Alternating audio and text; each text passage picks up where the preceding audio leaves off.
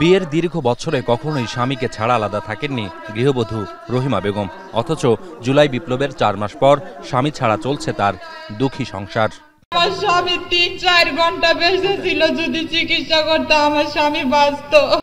জুলাই গণঅভ্যুত্থানে সামিল হয়ে শহীদ রঞ্জু মিয়া সহ রংপুরের পীরগাছার আরও 2 শহীদ পরিবারের কণ্ঠ জুড়ে যে বেদনাগাথা, তার প্রত্যক্ষদর্শী আন্দোলনের অন্যতম সংগঠক আসিফ মাহমুদ। তাই এখানকার বক্তা কিংবা শ্রোতা সবারই চোখে মুখে যেন বাড়তি আগ্রহ। দেশের রাজনৈতিক পট পরিবর্তনের পর রংপুর শহরের বাইরে প্রথমবার বড় কলেবরে কোনো উপদেষ্টার এমন মতবিনিময়। তাই উত্তরাঞ্চলের উন্নয়ন বৈষম্য আর পিছিয়ে পড়ার গল্প উপদেষ্টার নজরে আনার চেষ্টা ছিল শিক্ষার্থী, সাংবাদিক কিংবা সুশীল সমাজের প্রতিনিধিদের। আমি 2টা বাচ্চাকে নিয়ে অনেক কষ্টে আছি। আমার বাচ্চাদেরকে নিয়ে আমি কি করব?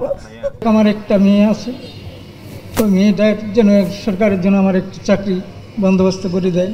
বাজেটে যেন আর আমরা বৈষম্য না পাই, অর্থাৎ জেলা হিসেবে, বিভাগ হিসেবে আমাদের যে বাজেটের যে আমাদের ন্যায্য প্রাপ্তি সেটি যেন নিশ্চিত হয়। প্রধান অতিথির বক্তব্যে স্পষ্ট হয় বিগত সরকারের আমলে রংপুরের পিছিয়ে পড়া সমীকরণ, তিস্তার ভাঙন রোধ, পথঘাট সংস্কার, সেতু কালভার্ট নির্মাণের দাবির প্রেক্ষিতে উপদেষ্টা আসিফও দেন আশু সমাধানের আশ্বাস।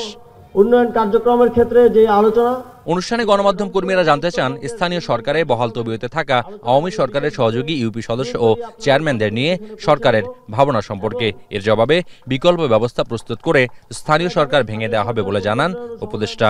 আপনারা আপনাদের দাবিগুলো আপনাদের প্রতিনিধিরা জানিয়েছেন, আমরা সেগুলো শুনেছি, সেগুলো এবং নোট করেছি। সেগুলো বাস্তবায়নের জন্য যথাযথ ব্যবস্থা নিতে স্থানীয় সরকার, পল্লী উন্নয়ন সমবায় মন্ত্রণালয় থেকে আমি আমার যতটুকু সাধ্য আছে সেখান থেকে কাজ করে যাব। এ সময় চিন্ময় দাসকে কোনো ধর্মীয় নেতা হিসেবে নয়, বরং রাষ্ট্রদ্রোহ মামলায় গ্রেফতার করা হয়েছে বলেও জানান আসিফ মাহমুদ। গ্রেফতারের ঘটনাকে কেন্দ্র করে এখন অস্থিতিশীল পরিস্থিতি তৈরির চেষ্টা করা হচ্ছে।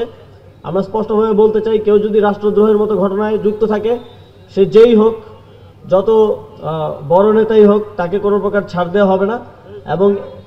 এবং এক্ষেত্রে এটা সম্প্রদায় বিবেচনায় নয়, এটা রাষ্ট্রের বিবেচনায়, রাষ্ট্রের নিরাপত্তা বিবেচনায় আইন শৃঙ্খলা বাহিনী এই ব্যবস্থা গ্রহণ করবে সামনের দিকে। এদিন রংপুরের পীরগাছায় তিস্তা অববাহিকার ছাওলা ইউনিয়নের 600 পরিবারের মাঝে কম্বল তুলে দেন উপদেষ্টা আসিফ মাহমুদ। মোকাররম হোসাইন, এখন রংপুর।